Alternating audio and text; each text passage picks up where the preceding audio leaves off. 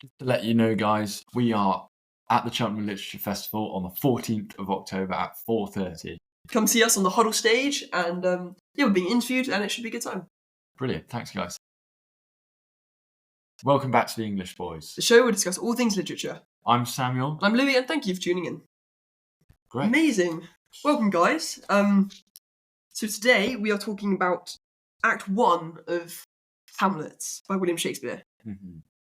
So it is the play that we're studying, the Shakespeare play that we're studying in English A-level. Yeah, it'll be really interesting to break it down, be helpful for us, and hopefully helpful for other people listening who may be doing the same. And yeah, it should be a good time. Yeah, it should be good. Great. So, let's start with C1. So, do you want to kick us off? Oh, yeah, go on then. So we open with two sentinels, or rather, guards and watchmen, called Bernardo and Francisco. Francisco, yeah. And they are on guard in this castle in Denmark. And they're just talking to each other, but it's all dark. And then their friend Horatio comes and meets them, and they just start, talking together. And so Horatio is kind of like a scholar, and he kind of contrasts the others because he's very direct speaking and quite rational. And they start talking about that they've met a ghost while on watch, and they see this ghost and they're already shocked. But yeah, as I said, Horatio is Scottish, so he's quite dismissive about it. But yeah, essentially they've seen this ghost, and it appears to be wearing armor. So it says with a fair and warlike form. And he's wearing his armor. He's got his beaver, which is his visor up. And so Horatio is quite dismissive of it. But yeah, they've seen this ghost and they're all quite shocked. And it appears to look like the ghost of the old king, King Hamlet. So if you want to keep... No, brilliantly well said. So Marcellus, Bernardo, Horatio, and Francisco, who leaves just after Horatio and Marcellus enter, they all talk about the fact that they have seen the ghost twice before. So this is the third time they have seen the ghost of the old king while on watch. And they can't believe it. They are shocked. And they essentially talk a little bit about the fact that Denmark, at the moment and in the past, is at war and has bad relations with Norway. And Fortinbras, who is the current king of Norway, young Fortinbras, his father, old Fortinbras, was killed by old Hamlet. So we essentially, at this stage of the play, at the beginning, we have young Fortinbras and Hamlet, young Hamlet, whose fathers, who were kings of their kingdoms, went to battle, old Fortinbras and old Hamlet killed old Fortinbras. And now Fortinbras is looking to take back the land and the money that Denmark essentially won during that war. And we see the fact that Denmark is preparing for that attack, such as talking about shipwrights, people who make ships. We get references to the land in Denmark, the fact that old Fortinbras did forfeit with his life all these lands, which he stood seized of to the conqueror. That is a little bit of context to what they're talking about. So after old Fortinbras is killed, old Hamlet, as you said, young Fortinbras rallies. The play says second son rogues, so it's kind of like the more lawless people of society. And he was gathering them all these people together to go regain that land from Denmark. And essentially what's happened is old Hamlet has died, and we don't know why, or we don't know how, rather. And he's been replaced by his brother, Claudius. And young Hamlet currently seeks to want to kind of be the king as well. So that's also the current dynamic in Denmark as well. So old Hamlet's died, and Claudius, his brother, is on the throne at the moment. Yeah. So upon this third sighting of the ghost, Marcellus, Horatio, and Bernardo make a plan to tell young Hamlet, or just Hamlet, about this appearance. Oh, and one quick thing before we go head to one, I was just going to say, the thing about the ghost is he comes during the night. So, but then when the cock crows in the morning, it's kind of like, he has to go back to purgatory, back to kind of like the dead as such. And so yeah, when the sun rises and the cock crows, all the spirits return back to purgatory. So they only have a small window to talk with the ghost before he whisked away back to purgatory. Yeah, exactly. And we'll talk about purgatory a little bit more in a second. But sorry, you were saying. No, go on. Scene 2. So we are now in the court of the King of Denmark. So this is Claudius, which Louis mentioned, Hamlet's uncle. And in the court at the moment, we have Gertrude, the queen, the council, which includes Polonius, Laertes, Polonius' son, and Polonius is sort of the king's second in command. And we've got 2 diplomats, Voltimand and Cornelius. So the king starts off the scene comforting the court, saying that old Hamlet's death is tragic, and we should take time to mourn. However, he says that we shouldn't take too much time to mourn, and I quote, that we, with wisest sorrow, think on him, together with remembrance of ourselves. So we need to think of ourselves in this time and make sure that we're healthy and keep a healthy mind, which could signal to something that will happen in a later act or in a later moment. But yeah, so Louis, do you want to take it from there? Yeah. So like you were just saying, it's like the idea of so I've written in one line, it's wise to mourn, but don't forget your own happiness through that. Yeah. So Claudius has this big kind of monologue in front of his whole courtroom and things, and so he's thanking the court for their advice and things. But one of the kind of big things he sort of touched on is that the queen, Gertrude, was actually old Hamlet's wife. So it's young Hamlet's mother. Old Hamlet's brother has now married her. Yeah. So yeah, and then there's even this line at the which says, "Therefore our sometime sister, now our queen," which is like a bit. Yeah, it's a bit like it alludes to it and things, but it's also in like the Bible that was seen as like a really big sin. And Henry VIII, who was the second son of Henry VII, married his brother, like, Catherine of Arthur's. Yeah, okay. Yeah. Sorry, okay. No, that's fine. Yeah. So in this monologue, there's a lot of oxymorons between happiness and sadness. Yeah. And it's and the marriage is seen as being quite fast, like as in happened quite quickly. So it's it's quite interesting the way that they've kind of moved on from old Hamlet's death. He also continues talking about old Fortinbras wanting the land back, and but then King Fortinbras, so the current king, he knows little of young Fortinbras's aims because old Fortinbras is quite old and decrepit and ill at the moment. So the whole idea of young Fortinbras rallying these rogues, getting together to take the land back, was he wasn't particularly aware of. So then Claudius writes a letter asking for young Fortinbras to stop his plans. So he's kind of telling the court a bit of expedition, knowing like what's happening, and again just kind of introducing who Claudius and Gertrude are, and Brilliant.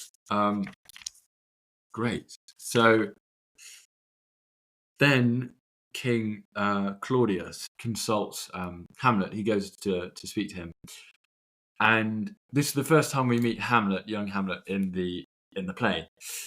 And Hamlet in this scene is really, really depressed, and he's not very cooperative or very respectful of Claudius or the Queen. The Queen asks Hamlet to stop thinking about his father and to take his mind off his father's death. But Hamlet almost suggests that how he feels, he cannot physically express to her. And that's seen through this quite famous quote where Hamlet says, "Seems, madam, nay it is, I know not seem." So that's just essentially saying that Hamlet is depressed and he's still grieving a lot over his father's death, which is understandable. And we find out that is it 2 months since I think Hamlet's so. death? Or three, Yeah. no, 2. Yeah. I don't It's been a matter of months, essentially. No more than 3 months since old Hamlet's death. And yeah,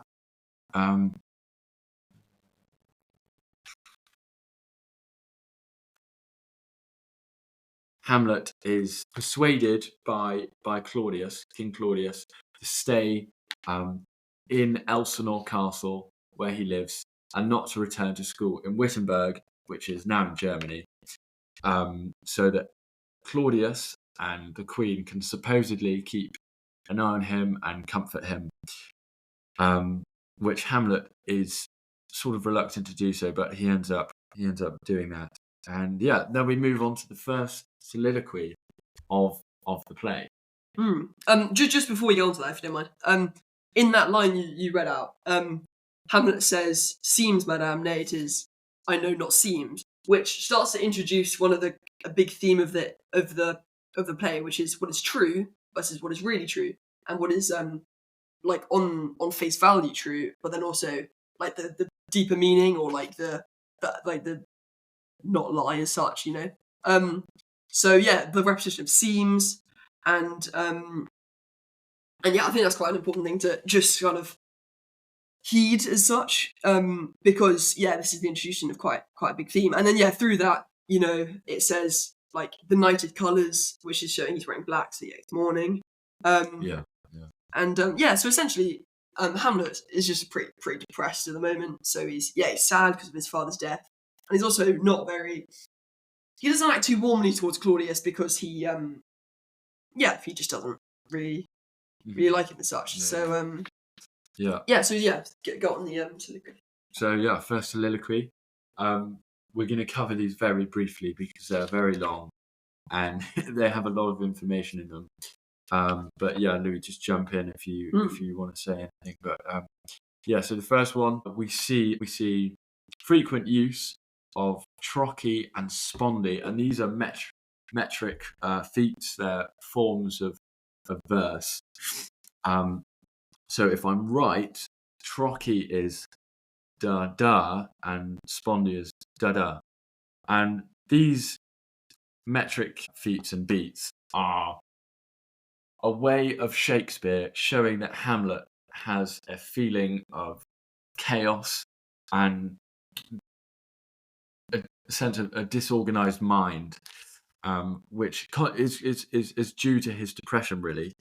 And in this, Hamlet is depressed and he is tired, and we see the fact that he wants to end his life and get it over with. And he's trapped in that because in scriptures, in the Bible, it talks about the fact that to take up one's life is a waste and it's a sin. And one quote here that Hamlet uses is, "His canon against self-slaughter, O God, God." And that really shows his frustration with the fact that he's still on earth, and he cannot commit this sin due to his father's death, which makes him depressed. Yeah, like poor Hamlet, really, because he's in a bit of a stuck place, because he's really, it's really depressed. Because just, he says, "Tutu sullied flesh would melt." He just kind of wants to, melt away and just not exist, really. So it's almost not as aggressive as he wants to like kill himself. He just wants to like dissipate and cease to exist in quite a poetic way, really. And adding on to your point about metrical feats, he says like "fi ont a fi," and it's like him struggling to express his emotions with words. So he kind of like stumbles and mutters in this weird way. So like you're saying, it expresses his confusion and stress. And then also a line I quite like is like, "'Tis an unweeded garden that grows to seed things rank and gross in nature."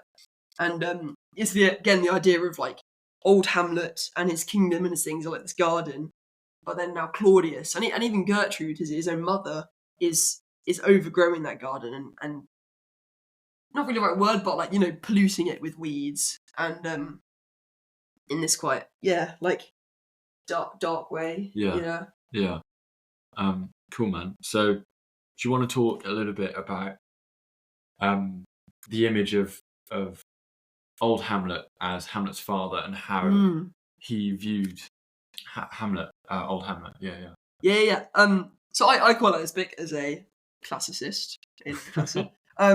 So yeah, Shakespeare makes an allusion to Hyperion, who is the god of the sun in Greek mythology, and this is kind of like a strange, subtle double entendre of like sun with a U and then sun with an O. So he talks about like, so excellent a king that was to this Hyperion to a satyr.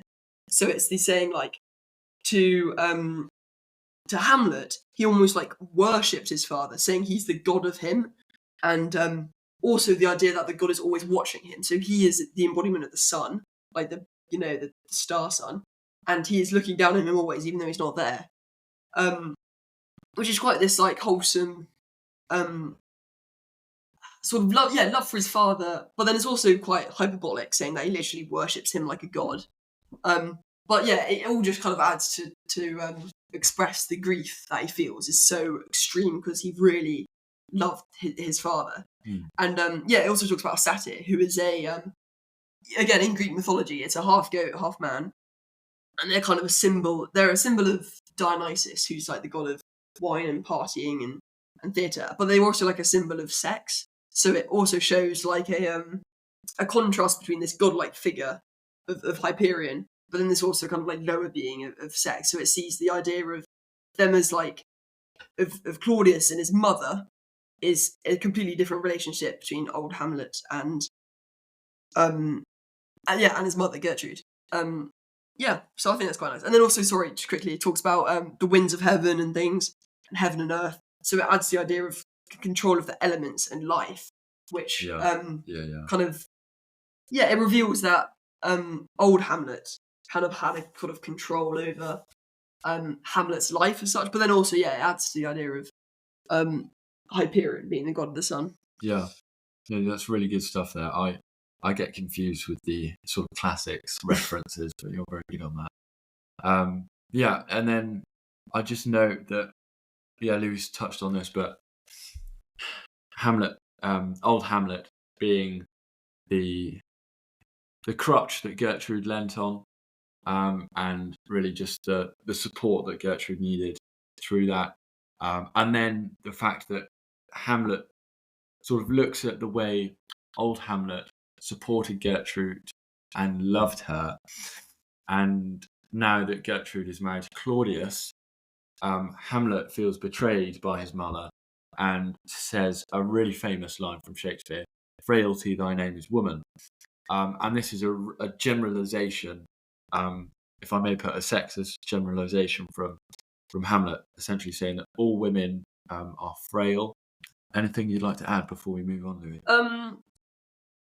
Just a couple more things. So it also says those shoes were old. So it also shows that like in is this Elizabethan? The time period of this? Was it okay? Yeah. So it's the idea of in Elizabethan times they would have not very like good quality shoes that wouldn't last very long.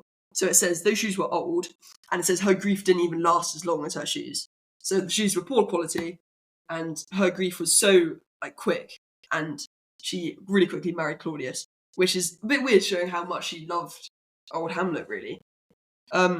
And then a couple more things. It says another Greek allusion was Niobe, who was a mourner of her children in one myth, who mourned for so long that she turned to stone.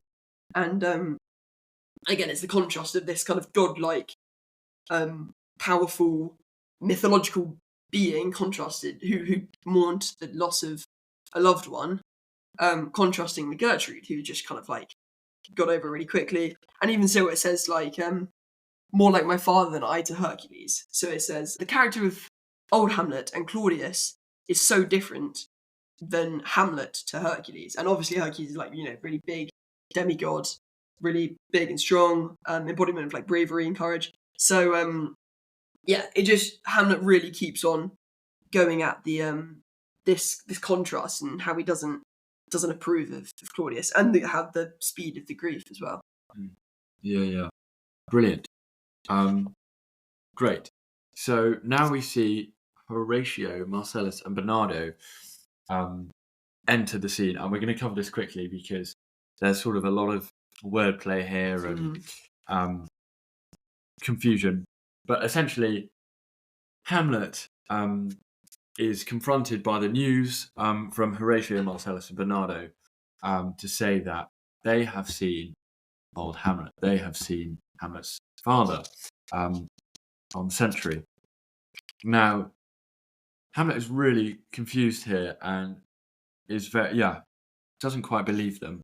But after conversation, they formulate a plan to meet that night, just before midnight, to go and try and see the ghost again. And Hamlet is really keen about this because obviously for him, he's really depressed about his father's death, and for the opportunity to see him as a ghost, this is bewildering, and doesn't really quite believe it. So they go off and do that. Do you want to add anything there, Louis? Well, no. Yeah, you explained it really well. Not really. Sorry, I don't really have anything to add. Not yeah. Okay. But so Hamlet kind of meets with Horatio and Marcellus, and he inquires why they're not at school yet, and Horatio says that how we dropped out, and Hamlet's like, well, that's not really like you, and just like different little conversation like that. So I don't really have that much to say. Cool. Okay. And then scene 3, we see Laertes, who we've seen on stage, back in the courtroom. Oh, in the court. Sorry, the King's Court. And Ophelia. So Ophelia and Laertes are the son and daughter of Polonius, who, to remind you, is Claudius's right-hand man. Yeah. And Laertes is about to go off to Paris to university, and he is giving his last sort of word of warning to Ophelia, who is in a relationship with Hamlet at the moment, and he is saying that Hamlet's love for her is just temporary, and that she runs the risk of losing her dignity, of losing her value as a woman at this time, if she essentially puts all of her eggs in one basket with Hamlet. Not because Hamlet himself is a bad suitor, more the fact that Hamlet is more likely to marry a princess of another country for diplomatic reasons than he is to marry Ophelia, who is just sort of a member of the nobility. Laertes is advising Ophelia against pursuing any more sort of love or romance with Hamlet as his last word of warning. And then we see Polonius come in and try and take over. Oh, well, just quickly on Laertes and Ophelia. Laertes says violet, so it's the idea of it's here one season but then gone the next. So it's the idea of it not being a temporary love, and for Ophelia not to commit to the relationship, as Hamlet may just be playing with her. Yeah, just like you said. So Laertes just continues to give her a lot of advice and things, like you said. And then Polonius comes in and he gives another blessing to Laertes, as he's already kind of said goodbye to him before he goes off to school and things. So this whole bit is kind of just like Polonius giving advice and life advice, things to avoid, things to do while at school. So just a couple of ones that stand out is like don't get in fights, but if you do, you got to win them. Don't buy expensive clothes, and don't show off with them. Stick close to your noble friends. If you borrow money, you'll probably lose it, and you'll lose your friend. But then above all, be true to yourself. Yeah. So yeah, some pretty solid advice there. Yeah. So yeah, then Laertes heads off on his travels to Paris, and we have a little part of the scene with Ophelia and Polonius on their own, and Polonius was essentially overheard what Laertes was talking about with Ophelia, and he is going to back this up with some more fatherly, practical advice. So if you don't mind, should I rattle through that? Yeah. No, Okay. go ahead. So Polonius comments on the fact that Ophelia, as a virgin at the moment, holds value and status in society, and that she can bring money to the family. However, if she dabbles in some more serious romance with Hamlet before marriage, then the family could lose respect. She could lose her sort of prospects as a woman of nobility. And then Polonius comments on the fact that whilst they might love each other right now, Hamlet will use words, he'll use deception, he'll use his wealth to sort of encourage her to partake in sexual activities. So he's just warning her against this. So a really famous line is from Polonius is "I springs to catch woodcocks," and this is a really big theme in Hamlet. It's the first time we see it here in the play. Polonius is talking about the fact that this could be a trap that Ophelia could avoid, and this isn't an intentional trap from Hamlet to make her lose status or dignity. However, it is just a trap in a sense that if Ophelia does involve herself sexually with Hamlet, then this could really be detrimental to her life as a woman of nobility. Lou, do you want to go on? Yeah, and that idea of trapping and things kind of plays through a lot of the play, and it's quite interesting to see the way that progresses and different sort of traps throughout the play, really. And also it begins to introduce the theme of women in it, as they like I said earlier, the idea of frailty of the name is woman, and then things like here with Ophelia, there's this whole idea of women as a theme throughout Hamlet. Yeah. Yeah, and then there's also this other bit where it says, with a larger tether he may walk than he may given you. And it says you can do more with a larger tether, a tether, which is, like a rope or whatever, like a connection. So it's saying like Hamlet can do more because he has a larger tether, so he can, sleep around without consequences. But then also, but then Ophelia can't do that because she has a different kind of status and less. I guess you could say less freedom than Hamlet. And then this is Polonius, right? Yeah, Polonius finishes off just saying like, don't waste your time, any more of your time with Hamlet, because he was been telling her how people have been warning her about their relationship, getting close to each other, and and then Ophelia just ends quite like solemnly saying, "I shall obey my lord," and it says a pattern of imagery with money, and it reflects how there's a pattern of imagery with money, like it says like tender, which is I think it was like an old word for money or something like that.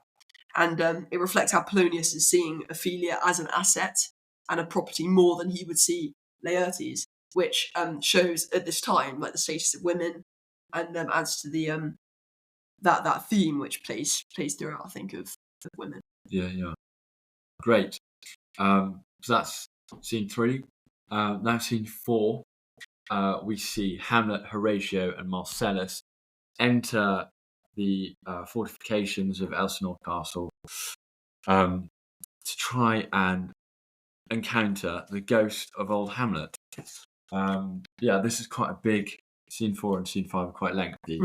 Let's do it. So at the moment, the king is having a party downstairs. So there are lots of fireworks and cannons going off, which Hamlet references, and he comments on the fact that he is not a drinker. He's not a partier. He really is down to work this out and to see the ghost.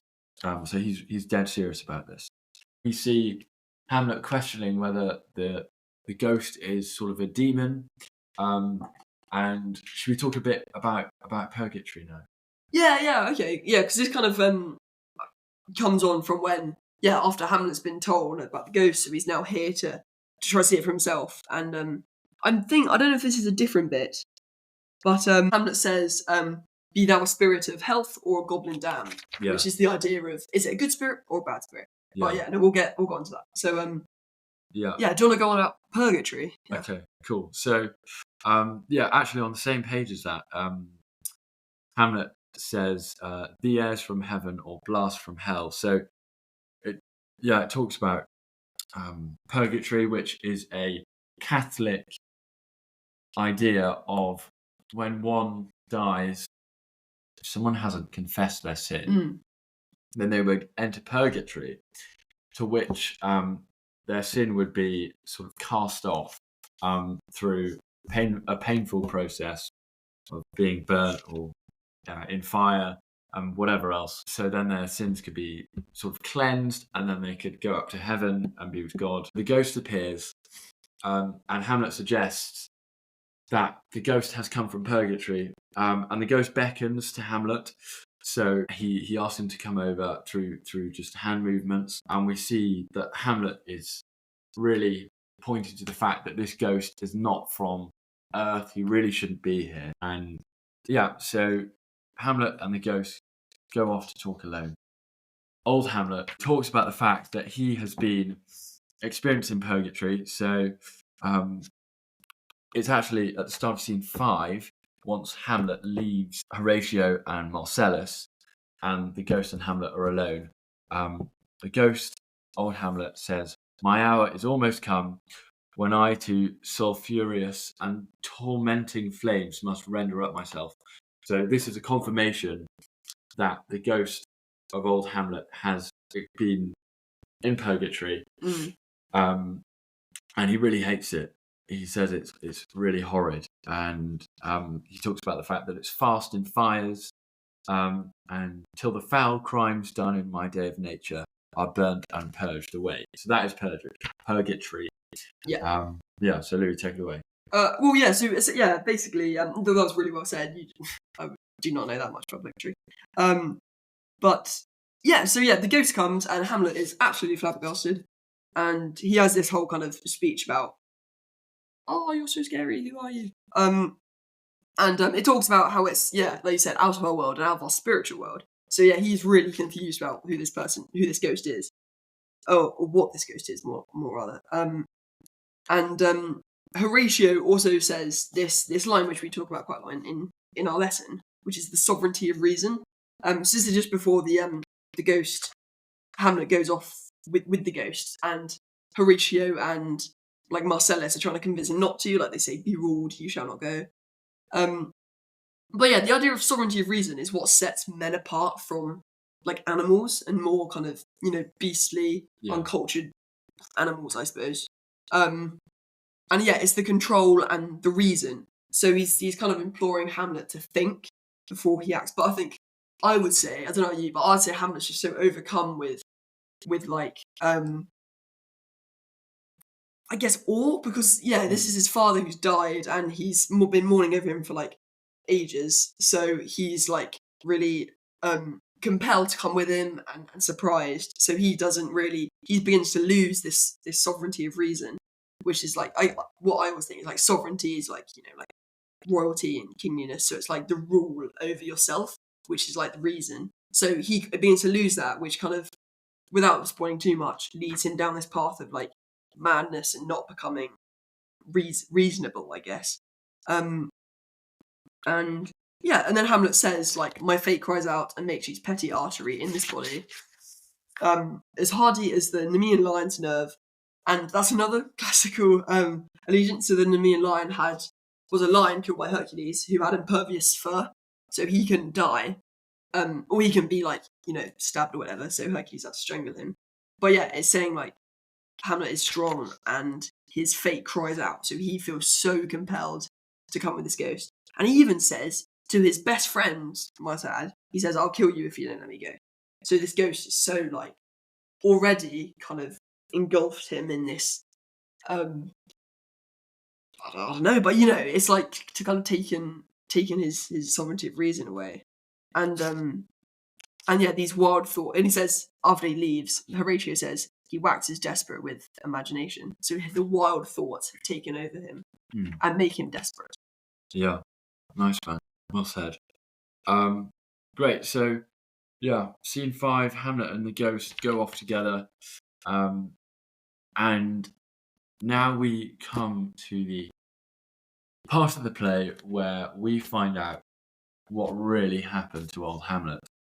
So yeah, the ghost, old Hamlet, has this speech about purgatory, and then he reveals that his death was the result of, quote, revenge, foul and most unnatural murder. And this is a real shock to Hamlet. He is really shocked and is really up in arms about it. And the ghost explains that he was in the garden of Elsinore Castle. He was in the garden, in the orchard, sleeping. And then a man came to pour poison in old Hamlet's ear. And this man is revealed to be Hamlet's uncle, otherwise known as King Claudius. Dun dun dun.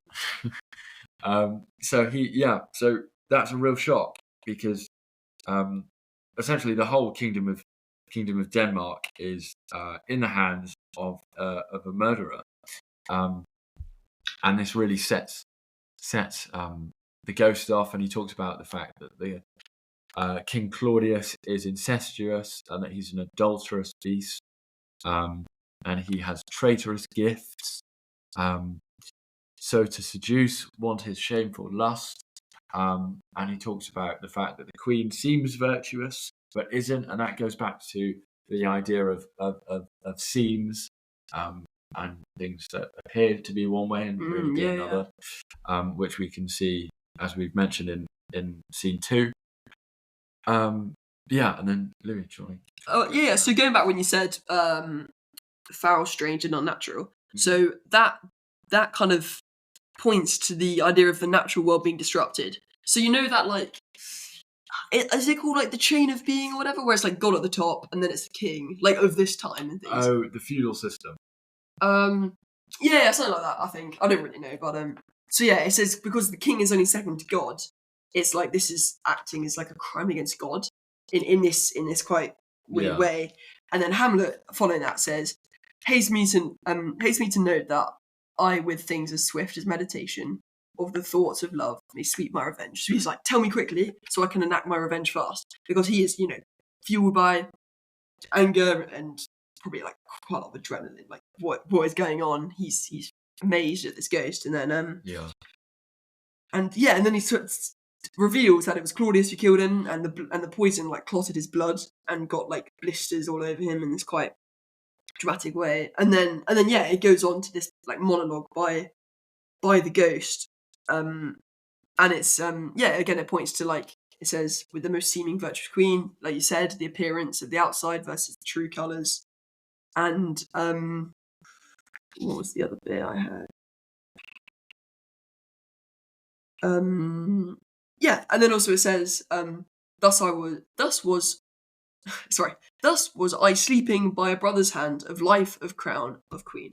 And that kind of does a nice summary of, in a tricolon, of what he's lost. He's lost his life, he's lost his crown to his brother, but he's also lost his queen to his brother. And and now and then he also mentions, like I said earlier, he's died before he could ask for forgiveness from his sins. So he's in this bit of purgatory. And but he also says, quite nobly actually, I'd say, is even though Hamlet feels like Gertrude's really wronged old Hamlet, and he's quite angry at him, he says, "Don't be rude to your mother, let her be, and don't make the royal bed one of incest." So don't tarnish try not to tarnish who the royal family is seen to be, and don't be rude to the mother, to Gertrude, because Hamlet still thinks she's nice, which is quite nice. And then it also, just quickly before we go on to this second soliloquy, it begins with Hamlet again being kind of shocked and struggling to speak. And again, it disrupts the metrical feat, as it mimics a frazzled and shocked behavior, mixing between iambic, trochee, and spondy, and things like that. And I think this whole soliloquy is encompassed with the idea of agitation. Like, he's really scared, and he's confused. He's fueled by revenge now, and he doesn't know what to do, and he's desperate. So this is a very interesting soliloquy in my opinion. Yeah. Cool. So we touched on that use of metrical verse there. So Hamlet then proceeds to talk about the globe, his head, and what he's thinking, what he's feeling, and we see our first proper image of metatheatre here.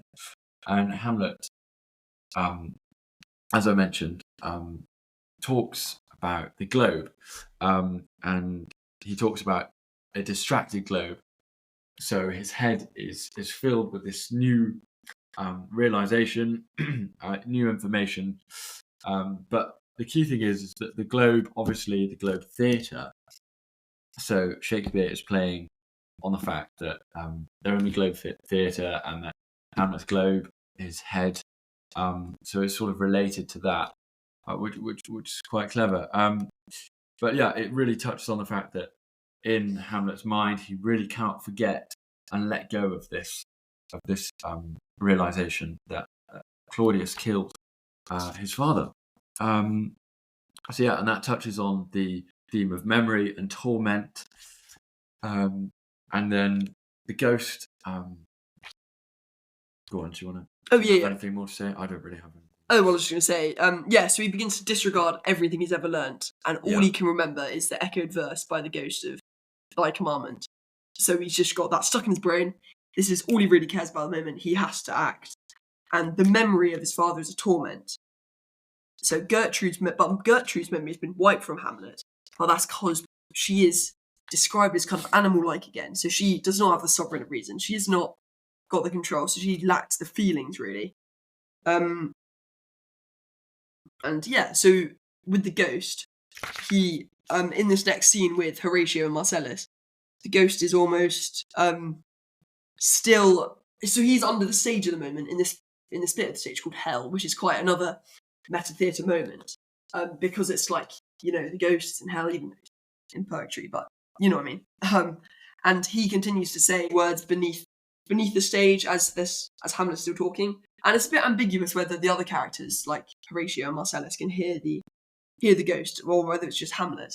But nevertheless, it's like the echoing in Hamlet's mind of, you still got to take revenge, and it's just echoing in his mind, and it's really kind of corrupting him in a way. And this is the beginning of when Hamlet starts to become mad, essentially, and that's quite the big character shift for him. Yeah, no, brilliantly well said. So going on to madness, the first sign of madness after Hamlet declares to Horatio and Marcellus that he's going to pretend to be mad. The first sign of madness that we see is when Hamlet says to Horatio, "Well said, old mole." It's just really random, really stupid. There's one example of madness. And we also see Hamlet talking in the third person about himself. So the quote from that is, "And what so poor a man as Hamlet is." And this shows that Hamlet is pretending to be mad again. And almost the third person speaking here is almost splitting his two personalities, his old self as being sane but chaotic, but being mad, sort of having reason to it, which is quite interesting. Yeah, it's like a common Shakespeare trait, I think, of like the split personality. Yeah, exactly. Hamlet finishes the scene saying that the time is out of joint. Again, another famous line there. And that essentially signals on the fact that until the past is dealt with, until Hamlet can really consider this new information, he cannot move on, and therefore he must remain in the state of madness to consider his next action, to consider his next move. And one common misconception here is that Hamlet sort of says, "Oh, I'm going to act now. I'm going to avenge now," but actually, we have to wait until a few more scenes until that happens. But for now, Hamlet is just pretending to be mad to buy himself time so he can really consider his next actions. Yeah, and what's quite nice is that as he continues to go mad until he begins to enact revenge, is the sort of idea of ambiguity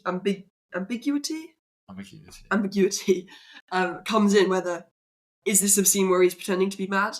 Is this what he actually feels, or is he actually talking rationally? Yeah, and they keep overlapping and tangling, and that really becomes a really interesting point. And in the scene, Hamlet is just seen as being quite, it can be quite strange. And I do quite like the way it ends, where it's just like, all right, end of Act 1. We now know Hamlet has been set up to go and act revenge. But then there's a little teaser for season 2, Act 2. It's he doesn't enact revenge for quite a while, and it shows that this has just been stuck in his head, and he's nervous and doesn't know how to act. He doesn't know what he can do, and he still continues his idea of depression in his mind, which I think can hold him back from actually enacting revenge. So I'm pretty sure that's it for Act 1. Is there anything else you'd like to add? No, but just keep listening and come to the Lit Fest if you can on Tuesday, the 14th of October at 4:30 if you can, at the Huddle stage.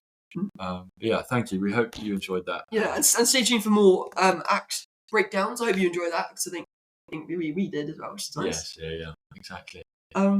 Yeah. Thanks, guys. Amazing. Thank you for listening.